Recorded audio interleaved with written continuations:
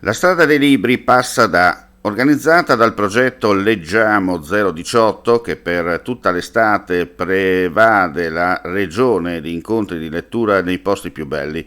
Quest'anno sono 76 gli appuntamenti e sono stati presentati a Udine alla presenza del vicepresidente della regione e assessore alla cultura Mario Anzil.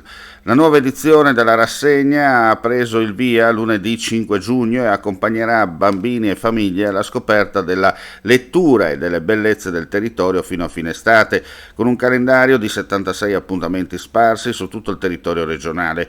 L'iniziativa, che negli anni passati ha riscosso grande entusiasmo e partecipazione da parte del pubblico, fa parte del progetto regionale di promozione della lettura Leggiamo 018 ed è ideata e prodotta da Damatra Onlus con il prezioso proficuo supporto di biblioteche, amministrazioni comunali, associazioni e delle numerose realtà pubbliche e private che aderiscono al progetto.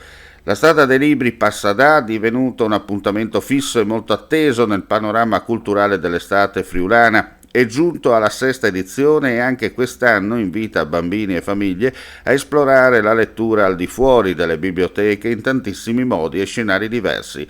La particolarità di questo 2023 è la volontà di guardare lontano, le letture condivise, i laboratori esperienziali, le narrazioni anche musicali. I giochi e gli spettacoli animeranno infatti i luoghi dove si possono ammirare torri, campanili e ampi e distesi panorami, luoghi di elezione ricchi di storia e di fascino per occhi che cercano di spazi lontani.